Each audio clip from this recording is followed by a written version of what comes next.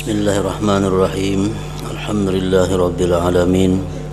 Wassalatu wassalamu ala asyrafil anbiya wal mursalin sayyidina wa maulana Muhammadin wa ala alihi wa sahbihi ajma'in. Qala al-musannif al-imam hujjatul Islam Abu Hamid al-Ghazali rahimahullah wa nafa'ana bi ulumihi fid dharain amin. Seterusnya, pokok menjalankan agama Allah ini ada pula pada ibadah yang tersembunyi, yakni gerak hati atau perbuatan hati.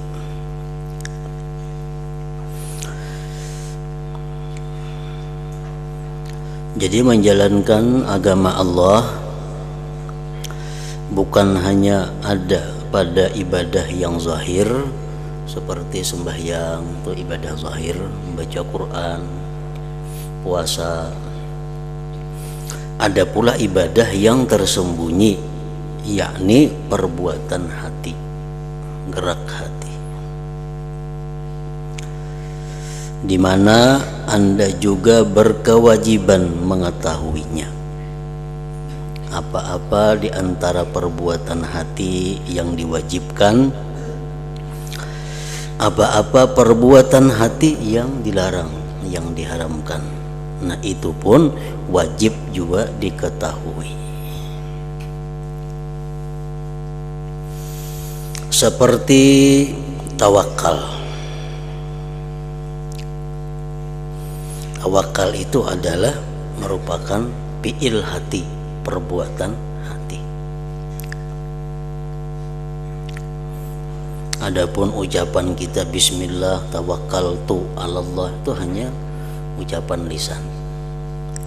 Itu kada dihitung. Karena tawakal itu adalah perbuatan hati.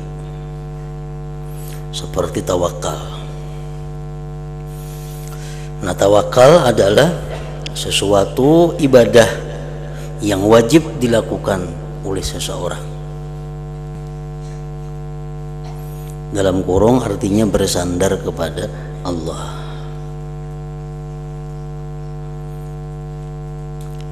Adapun ta'rifnya, tawakal itu adalah tawattunul qalbi bi annal hayata wala ismata wal kifayah minallah wahdah. Nah, itu ta'rif tawakal. Tawattunul qalbi bi annal hayata wala ismata wal kifayah minallahi wahdah. Bulatnya hati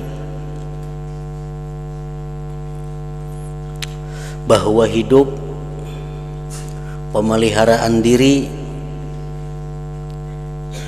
dan pemeliharaan lainnya dan kecukupan rezeki itu dari Allah semata, tidak ada dari yang lain. Nah, itu bulat di dalam hati, tawakal ngarannya.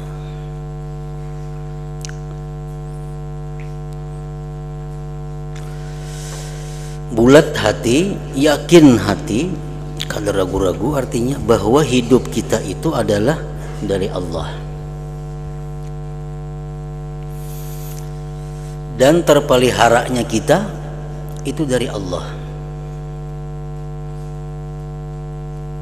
Artinya, andai kata orang seluruh dunia hendak mencelakakan kita, kalaunya Allah kada menakdirkan, kada akan bisa mencelakakan kita.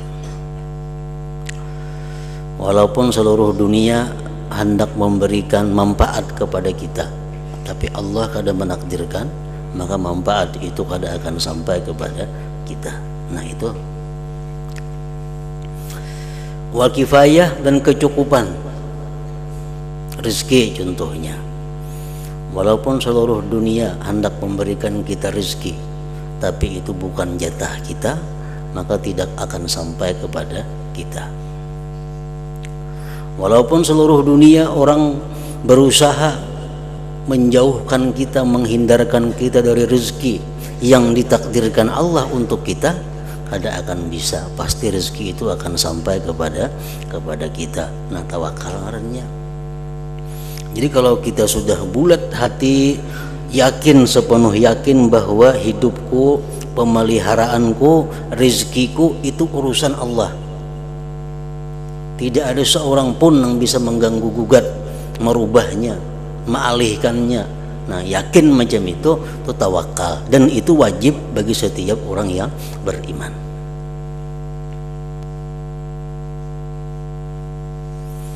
Kita wajib meyakini itu. Dan itu ngarannya tawakal. Bila kita kada macam itu, kita meninggalkan satu kewajiban, berarti berdosa ngarannya.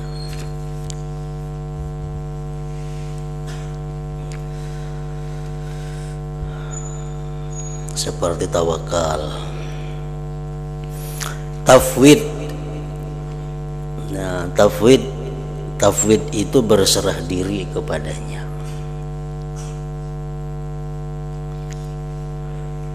Berserah diri kepada Allah. Maksudnya apa? Berserah diri kepada Allah. Kalau bisa bayangan lagi, aku berserah diri lawan Tuhan, pasrah aja lagi kayak itu kah? Kau ada perlu lagi belajar, kau ada perlu lagi mutalaah, pasrah. Nak tidak diberi Allah ilmu, kena alim aja, kena aku coba akan naik itu kayak apa? Nah,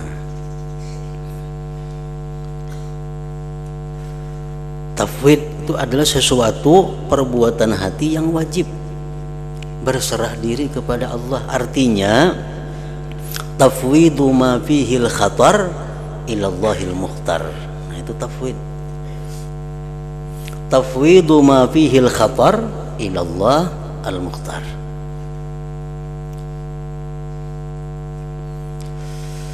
Menyerahkan sesuatu yang tidak jelas baik buruknya kepada Allah. Nah, itu tafwid.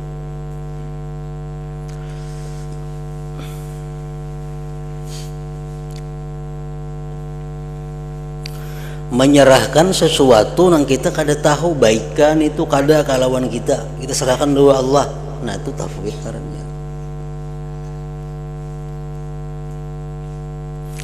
kalau sesuatu yang jelas-jelas baik itu kada boleh tafwid.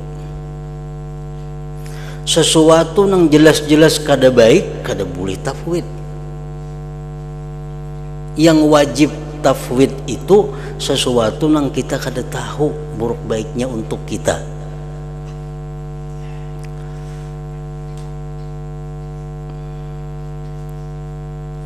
Contohnya,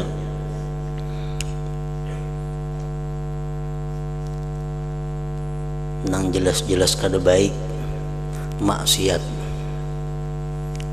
kafir, itu jelas-jelas kada baik. Kalau kita berbuat maksiat, aku pasrah aja lawan Allah, nak diapainya kah? Kada kawan itu tafwid, karena ini sudah nyata kada baik. Bila perbuatan itu maksiat atau kafir, kita disuruh berjauh, kita disuruh menghindar, kada mau pasrah. Ini kadang-kadang salah kaprah, salah paham, dikira pasrah itu baik semuaan, padahal pasrah itu ada yang haram, ada yang wajib. Nah, terhadap perbuatan maksiat, kita bisa berada dalam keadaan posisi jahat, posisi maksiat, aku pasrah aja lagi, nanti apa itu Tuhan. Nah, ini kada boleh. Yang kedua, pasrah itu kada boleh dalam hal sesuatu yang pasti baik. Menuntut ilmu itu pasti baik, iman pasti baik, surga pasti baik. Nah, kalau kita taat pasti baik. Nah, dalam hal kita berhadapan sesuatu yang baik itu, kok pasrah aja. Nah, sesuatu yang pasti baik itu digawi, dilaksanakan, jangan pasrah. Sesuatu yang pasti baik itu diminta kepada Allah, jangan pasrah. Ya Allah, berilah hamba ilmu, ya Allah berilah hamba surga, ya Allah berilah hamba iman yang kuat, ya Allah berilah hamba ketaatan. Kita minta kepada Allah karena itu pasti baik. Terhadap nang kada baik kita berlindung, ya Allah jauhkan hamba dari maksiat, ya Allah jauhkan hamba dari api neraka. Jangan pasrah. Nah, dua. Yang ketiga, yang kita belum tahu buruk baiknya. Contohnya apa? Yang kita belum tahu buruk baiknya. Pertama, contohnya kekayaan. Kekayaan tuh kita belum tentu buruk baikkah lawan kita, jahatkah, kada tahu lagi kita nih yang mungkin jadi orang sugih amun tentu baik dan bisa baik pada wahai ini bisa juga. Kalau kita jadi orang kaya, nah itu khatar ngarannya, bisa membuat kita lebih baik daripada sekarang, bisa kita jadi lebih jahat daripada sekarang. Nah jadi artinya apa? Urusan kekayaan itu pasrah kepada Allah. Nah itu pasrah.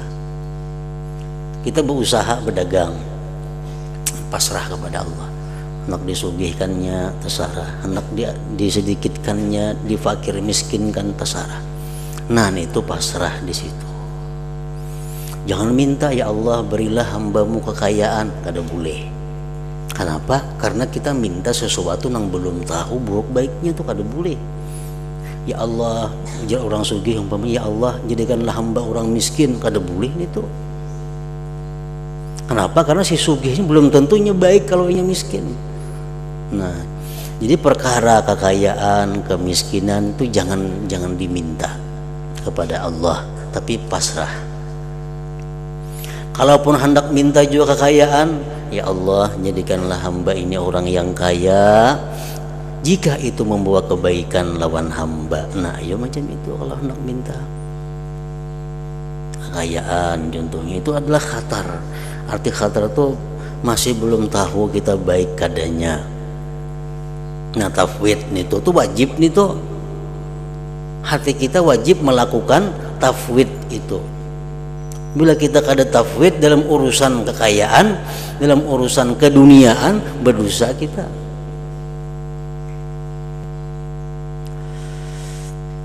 Kedua lagi contohnya riasah, kedudukan, kepangkatan. Jangan hendak minta kedudukan kepada Allah, jangan hendak minta kepangkatan kepada Allah. Pasrah. Kenapa? Karena kepangkatan, kedudukan belum tentu membawa kebaikan lawan kita, belum tentu. Banyak orang dulunya baik, adil, jujur, begitu berpangkat rusak, banyak tuh. Bisa juga kepangkatan ini menambah kebaikan lawannya, bisa juga, makanya kada tahu. Nah nang kada tahu tuh tafwid, pasrahlah kepada Allah. Orang nak bercalon jadi pembakal misalnya, ya Allah isok pemilihan ulun jadi pembakal, nah amunnya baik jadi pembakal menangakan, amunnya kada baik kada usah. Nah itu pasrah ngarannya. Nah macam itu mestinya kada boleh ya Allah menangakan isok hamba jadi pembakal tuh berdosa kayak itu. Kenapa? Karena minta yang belum tentu baik buat seorang. Yang ketiga contohnya lagi apa? Yang kita diwajibkan tafwid itu pasangan. Pasangan jodoh. Jangan hendak minta lawan Tuhan, ya Allah jadikanlah pulanah itu bini ulun, jangan. Atau bebinian minta ya Allah jadikanlah si pulan itu laki ulun, jangan juga. Kenapa? Kan belum tentu baik, belum tentu baik.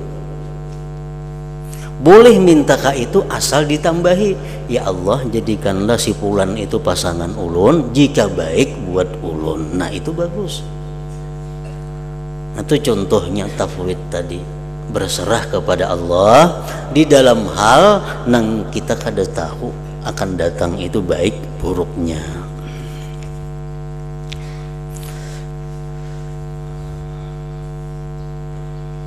Ridha terhadap ketentuan Allah.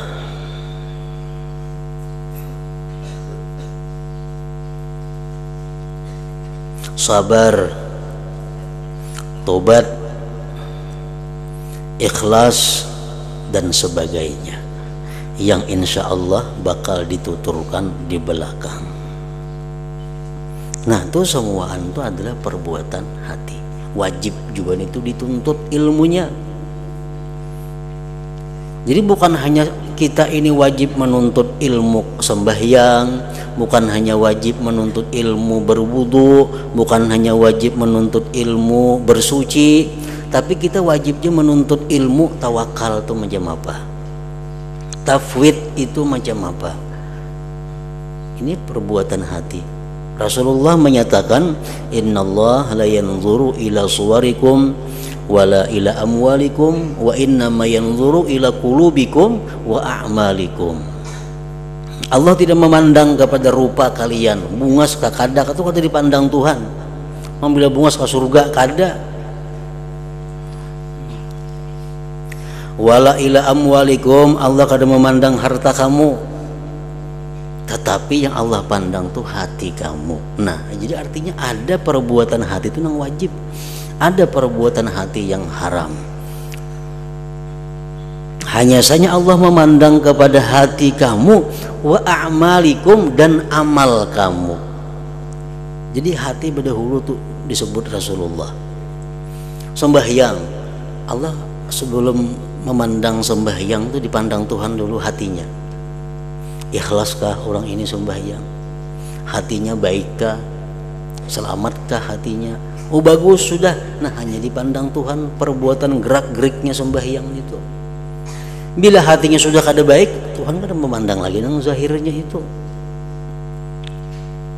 Nah jadi jangan dikira, disangka bahwa ibadah itu hanya perbuatan zahir, tapi ada banyak juga perbuatan-perbuatan batin, perbuatan hati yang wajib dituntut. Nah kayak apa kita hendak bertawakal? Tawakal aja kada tahu artinya. Kayak apa hendak tafwid? Tafwid itu berserah diri kepada Allah. Nangaran tafwid aja kita kada tahu. Dikit tafwid itu asa besarah halawan Tuhan kada mau.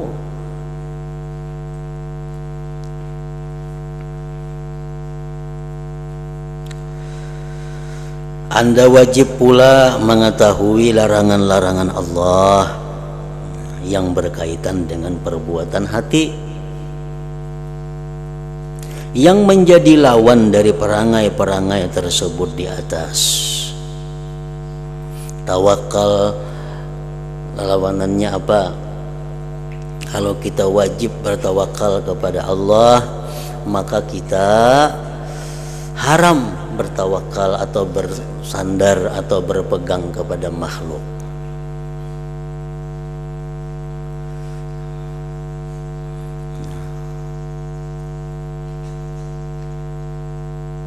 Tawakal sifat nang wajib. Lawanannya apa? Berpegang kepada makhluk. Inya nih kayak apapun keadaannya, makhluk nang jadi penentram hatinya. Nah itu artinya berpegang kepada makhluk. Ada orang yang berpegang kepada harta. Nah, selama harta ini ada, ini tenang, ini merasa aman, ini merasa bahagia. Nah ini orang berpegang lawan harta. Ini sifat yang dilarang di dalam hati manusia. Ada orang yang berpegang dengan seseorang. Ini kalau ada seseorang tuh di sampingnya, ini tenang, ini asa aman, asa terlindungi. Nah itu kada boleh. Kalau kita tawakal kepada Allah tadi sudah tahu bahwa kayak apapun orang hendak mencelakakan inya, kalau Allah kada menakdirkan kada sampai. Kayak apapun orang melindungi inya, kalau Tuhan sudah menakdirkan pasti sampai.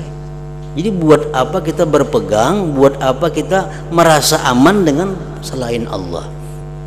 Bila mana kita merasa aman dengan selain Allah, ngarannya kada bertawakal, itu berdosa ngarannya.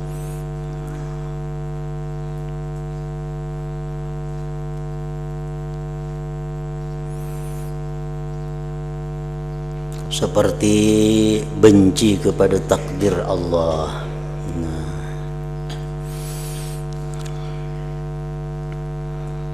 Seperti benci kepada takdir Allah, itu dosa besar. Dosa besar.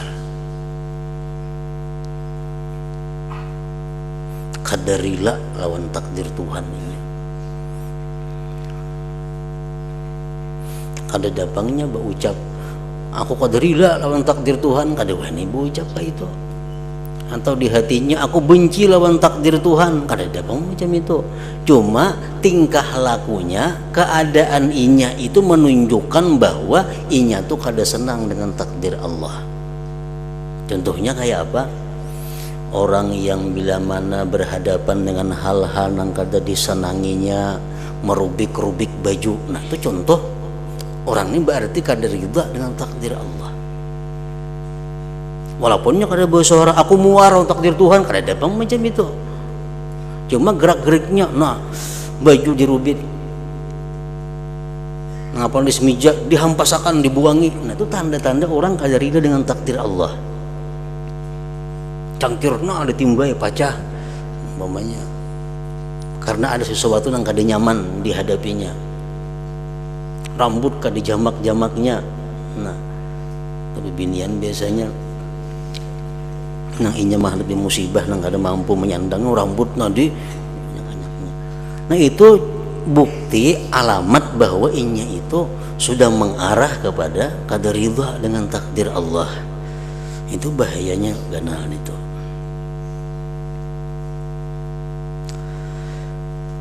Menyimpangnya angan-angan tanpa mengingat akhirat.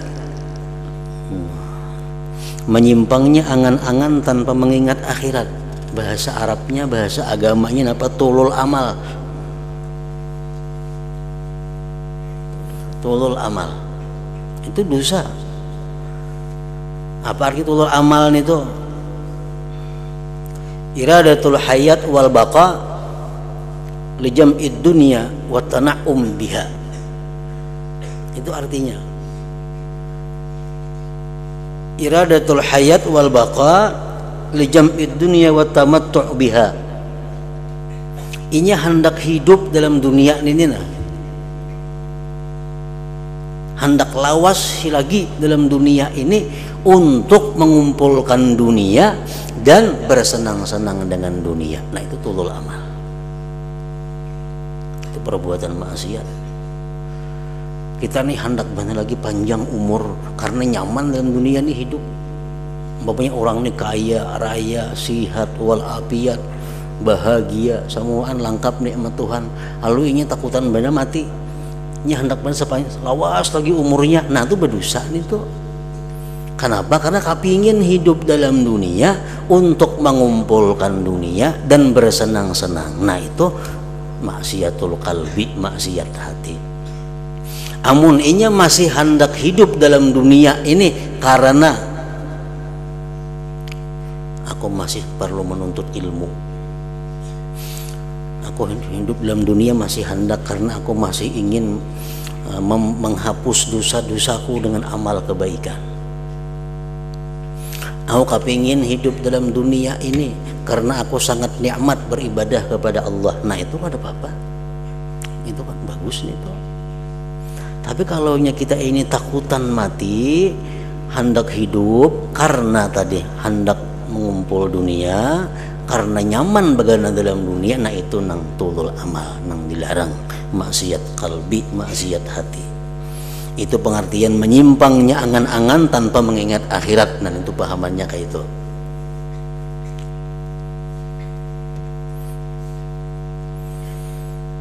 Ada kan orang kayak itu? Mungkin ada. Orang sugih, awaknya sehat, tidak sakit apa-apa, anaknya baik-baik semuaan. Yang diperlukannya semuaan lengkap. Takonnya aku mati bisa kada aku matinya. Ini hendak seumuran macam itu aja, hendak panjang benar umur. Kenapa? Karena menikmati dunia saling nyamanan. Nah itu dilarang, kada boleh. Karena apa? Karena angka 7 hidup dalam dunia ini adalah orang-orang kafir. Nangka tujuh hidup dalam dunia hanya orang kafir. Kenapa? Karena dunia ini surga mereka. Kalau orang beriman, kayak apapun nyamannya dalam dunia, pasti hendak bertemu Allah, pasti hendak berada di sisi Allah. Nah, ad-dunya sijnul mu'min wa jannatul kafir, ujar Nabi kita. Ujar Nabi, dunia itu penjaranya orang beriman dan surganya orang kafir. Itu kan hadis Nabi tuh. Nah, kalau kita dunia ini penjara, siapa nak aku lawas di penjara begana? Takon ibu bukan narapi nang di penjara tuh. Aku nang 10 tahun di penjara. Ada mau pas nalakas keluar. Nah, orang beriman pun dalam dunia ini pasti hendak lakas bertemu dengan Allah. Kalaupun inya hendak minta tunda juga karena ada hal-hal yang perlu diperbaikinya untuk bertemu Allah. Ada nyaman dalam penjara. Nah, lain orang kafir, hendak diberi umur 1000 tahun orang kafir itu. Nah, itu sifat maksiat di dalam hati yang wajib diketahui. Ria, takabur, yang kesemuanya itu harus Anda jauhi. Sebab ibadah hati yang dituturkan di atas juga termasuk fardu ain. Fardu ain. Tawakal itu fardu ain. Tafwid fardu ain, ridha fardu ain, sabar fardu ain, taubat fardu ain, ikhlas dan sebagainya fardu ain. Yang ditetapkan dan diperintahkan Allah, serta dilarang perbuatan yang menjadi lawannya. Hal ini termaktub di dalam kitabnya Al-Quran yang mulia dan melalui lisan Nabinya Muhammad sallallahu alaihi wasallam. Allah Ta'ala berfirman, wa 'alallahi fatawakkalu in kuntum mu'minin. Artinya, dan hanya kepada Allah tawakallah kalian jika kalian memang benar-benar beriman. Nah, itu keras. Amun ikam bujur-bujur beriman, ikam tawakal kepada Allah. Berarti apa? Amun kada tawakal kada beriman.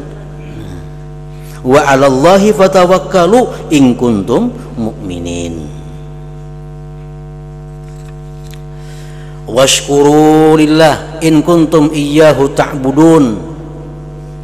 Artinya, bersyukurlah kalian kepada Allah jika kalian memang benar-benar hanya menyembah kepadanya. Kalau kalian menyembah kepada Allah, kalian mesti bersyukur. Jadi syukur adalah perintah Allah, dan syukur itu fardu ain bagi setiap mukmin dan mukminah.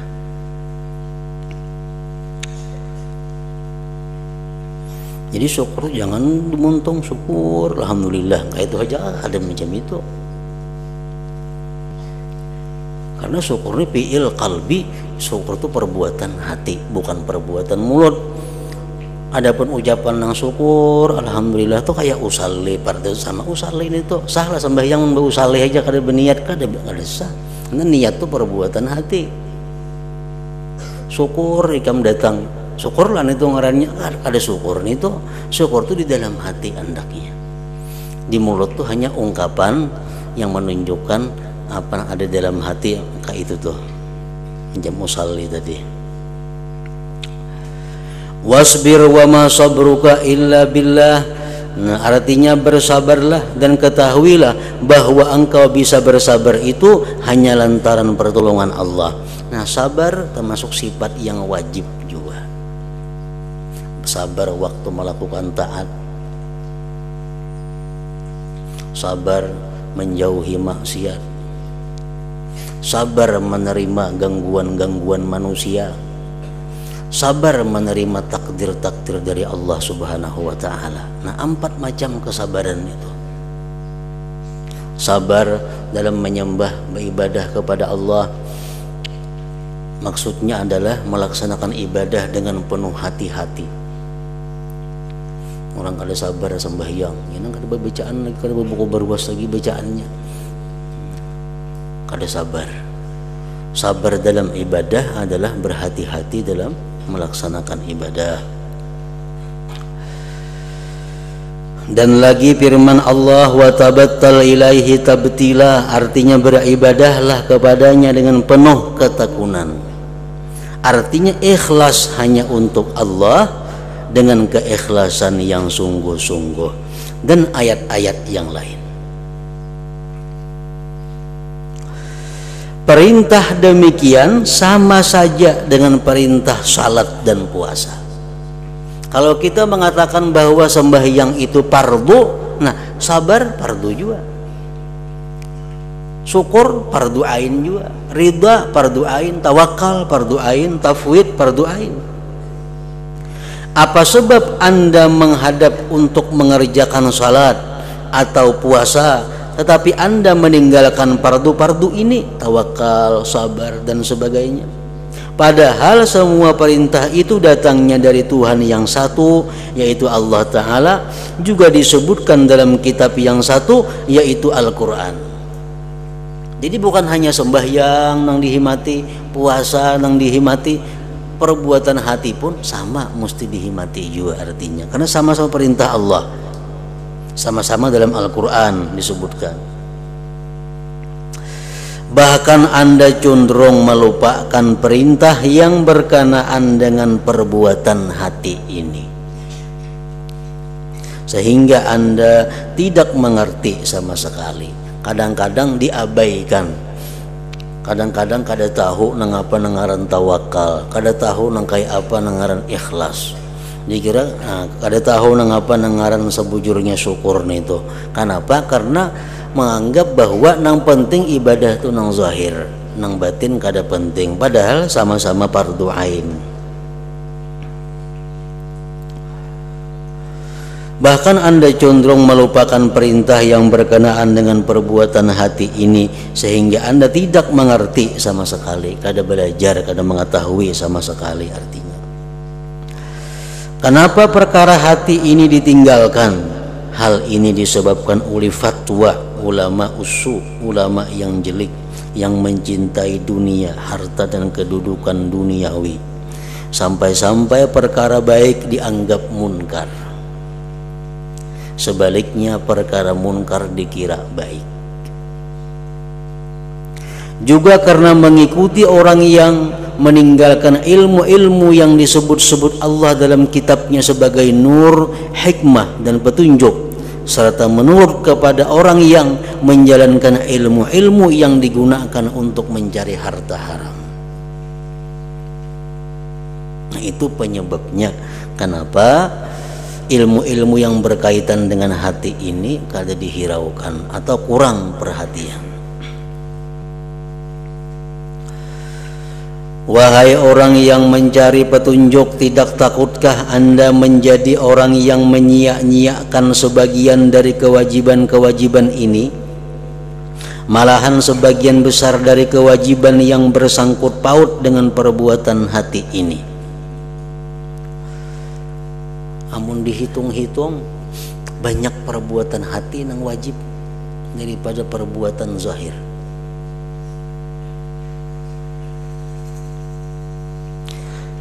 Sementara itu Anda sibuk melakukan salat sunat dan puasa sunat yang akhirnya tidak memperoleh apa-apa. Padahal lebih penting menuntut ilmu kayak apa tawakal itu daripada puasa sunat, daripada sembahyang sunat, karena itu nang wajib tadi. Boleh jadi Anda terus-menerus berbuat maksiat yang menyebabkan Anda masuk neraka, atau Anda meninggalkan hal-hal yang diperbolehkan seperti makan, minum, atau tidur yang dapat dipergunakan untuk mendekatkan diri kepada Allah, sehingga Anda tidak memperoleh apa-apa.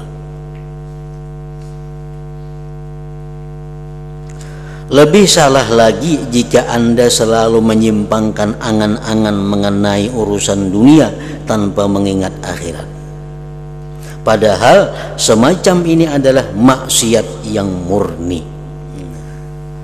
Kita kepingin lawas hidup dalam dunia untuk mengumpulkan dan menikmati dunia. Itu maksiat murni. Namun Anda menganggapnya sebagai niat baik lantaran Anda bodoh. Dikira itu baik.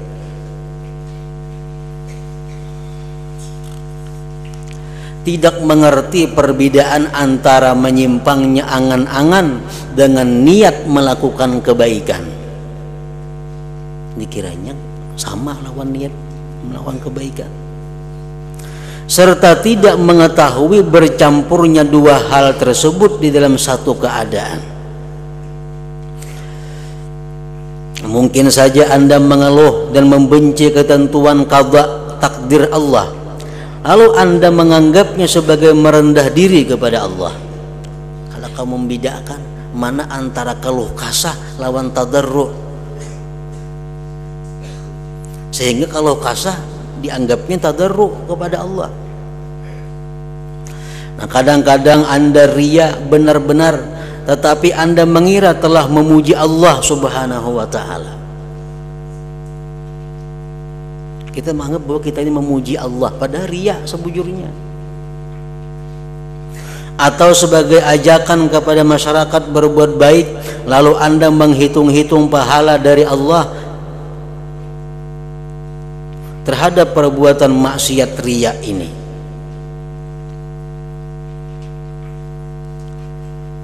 Kita mengajak kepada masyarakat untuk berbuat baik. Kalau kita menyebutkan kebaikan kita ini. Nah, kita mengira itu kebaikan, padahal itu riya. Nang boleh menampaikan kebaikan diri itu kepada orang adalah orang yang diikuti, orang yang jadi panutan, orang yang jadi muktada, yang diikuti.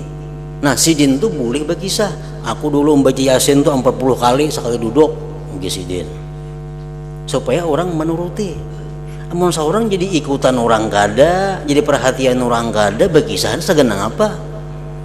Orang kada masih juga. Nah, jadi boleh berkisah kita berbuat baik dahulu kalau kita ini jadi contoh teladan orang. Amun kita kada jadi guru, kada jadi teladan, kada boleh berkisah kebaikan itu segenang apa? Nah, dikira kita itu kebaikan pada riya. Anda memperkirakan ganjaran besar di tempat siksa Allah. Dikira dapat pahala, padahal kada. Jadi Anda berada dalam jaringan tipu daya syaitan yang sangat besar dan kelingahan yang teramat buruk. Demi Allah, hal ini merupakan bencana yang sangat jelek bagi orang yang beramal tanpa ilmu. Sembahyang contohnya. Sembahyang ini bisa diterima Allah bukan hanya kita tahu syarat rukun-rukunnya, pembatal-pembatalnya. Bukan hanya itu. Misalnya sembahyang syaratnya cukup, rukunnya pas, pembatalnya dihindarinya. Sembahyang lainnya diterima Tuhan lah, kada tentu. Karena Tuhan masih memandang dulu hatinya kayak apa dalam sembahyang itu. Nah, jadi perbuatan hati ini sangat menentukan diterima atau ditolaknya amal. Selain apa yang tersebut di atas, sesungguhnya amal-amal lahiriah itu ada hubungannya dengan amal-amal yang samar, amal hati. Amal-amal hati ini bisa membaguskan amal zahir dan dapat pula merusakkannya.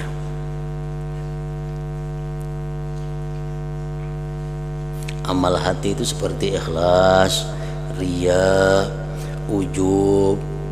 Itu amal hati, mengingat anugerah Allah dan sebagainya.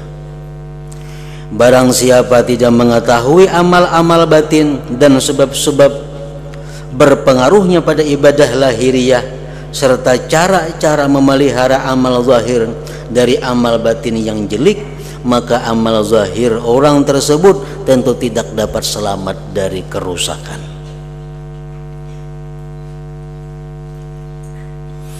Akibatnya ia kehilangan amal zahir dan sekaligus amal batin. yang tinggal pada dirinya tidak ada kecuali celaka dan kepayahan. Ini merupakan kerugian yang nyata. Itulah sebabnya Rasulullah sallallahu alaihi wasallam bersabda mengenai sifat ilmu. Ujar Nabi, inna nauman ala ilmin khairun min salatin ala jahlin, fa innal amila bighairi ilmin yufsidu aktsara mimma yuslihu. Artinya, sesungguhnya tidur atas dasar ilmu adalah lebih baik daripada salat orang yang bodoh. Artinya sembahyang, cuma kada tahu perbuatan hatinya macam apa mestinya waktu sembahyang itu. Bujur aja dilihat rukunnya bujur, syaratnya bujur, gerak-geriknya bujur. Tapi nya kada mengaji tentang bagaimana meletakkan, mengatur hati waktu sembahyang itu. Nya kada menuntut itu. Nah, tak baik guringnya orang alim pada sembahyangnya orang itu. Sesungguhnya tidur atas dasar ilmu adalah lebih baik daripada salat orang yang bodoh, karena orang yang beramal tanpa ilmu itu lebih banyak merusakkan amalnya daripada membaguskannya. Dalam hadis lain Rasulullah menyatakan, naumul alim afdalu min ibadatil jahil. Guringnya orang alim lebih abdal daripada beribadahnya orang jahil. Orang alim guring berpahala. Kenapa? Ini niatnya baik. Nah, guring dulu nah. Soalnya aku hendak jam anu hendak belajar, jam anu hendak ini, jam anu hendak beribadah. Guring dulu nya. Nah, guring ibadah. Orang jahil beribadah tapi niatnya kada bagus. Kenapa kada bagusnya? Kada tahu. Nah, jadi guringnya orang berilmu itu lebih afdal daripada ibadahnya orang jahil. Puasa itu amal zahir. Kayak apa supaya puasa diterima Allah? Laksanakan syaratnya, rukun puasa, jauhi pembatalnya. Terima Allah belum tentu, karena ada lagi syarat-syarat hati macam apa waktunya melaksanakan puasa itu. Nah, jadi kewajiban hati ini sama kewajibannya dengan yang zahir tadi. Masih tentang ilmu, beliau Rasulullah juga bersabda, innahu yulhamuhu su'ada wa yuhramuhul ashqiya. Artinya orang itu apabila beruntung selalu diberi ilham berupa ilmu, sedangkan orang yang celaka selalu terhalang dari ilmu. Artinya apa? Ilmu itu hanya diberikan Allah kepada orang-orang su'ada. Orang-orang celaka tertegah dari ilmu. Kada kaubar menuntut ilmu. Sanono hendak menuntut ilmu nang mengajari kadada. Nah, itu orang-orang celaka. Kan di parut ibu, di rahim ibu kita kan ditulis Sa'id beruntung atau Syaqiyun celaka. Itu kada tahu, hanya Allah dan malaikat yang tukang tulis yang tahu tentang keadaan kita nih. Dalam rahim ibu dicatat sudah ditentukan kita ini Sa'id atau termasuk askia. Nah, tandanya orang itu sa'id di dalam rahim ibu, tandanya dia diberi ilham ilmu oleh Allah. Nya gemar menuntut ilmu, dimudahkan jalan-jalan ilmu, ini orang sa'id tandanya. Kalau orang ini selalu kesulitan dalam urusan ilmu, nah ini tandanya orang celaka. Sebab wayuhramuhul askia, ditegah ilmu itu kepada orang yang ditetapkan sebagai syaqiyun. Maksud sabda ini wallahu a'lam, orang tidak mau belajar kemudian celaka dan berpayah-payah mengerjakan ibadah dengan cara yang menyimpang dari yang semestinya, maka ia tidak memperoleh apa-apa kecuali kesulitan. Semoga Allah melindungi kita semua dari ilmu dan amal yang tidak bermanfaat. Nah, karena hal inilah para ulama yang zuhud dan mengamalkan ilmunya sangat menaruh perhatian terhadap ilmu. Sebab pokok perbuatan menghamba, menyembah, beribadah kepada Allah, dan pokok ibadah serta melayani Allah penguasa semesta alam adalah ilmu. Demikian pandangan para pemilik mata hati serta orang-orang yang ahli menerima pertolongan Allah.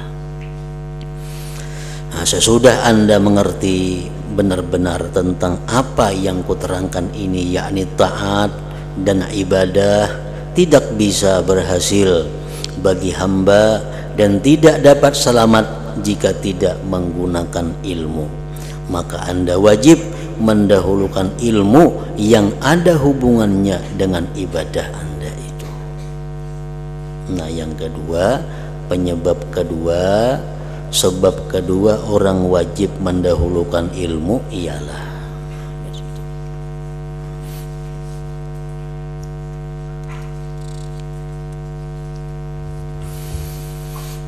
hadratin Nabi sallallahu alaihi wasallam. Al-Fatihah. Bismillahirrahmanirrahim. Alhamdulillahi rabbil alamin arrahmanir rahim.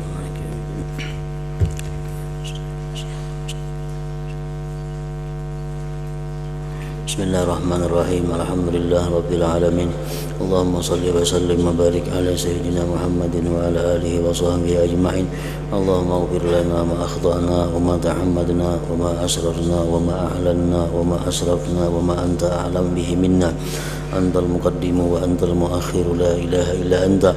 Allahumma nafa'na bima 'allamtana wa 'allimna ma yanfa'una wa zidna fahman wa ilman wa amalan wa hudan wa taufiqan bi rahmatika ya arhamar rahimin. Sallallahu ala sayyidina Muhammadin wa ala alihi wa sahbihi wa sallam. Alhamdulillah.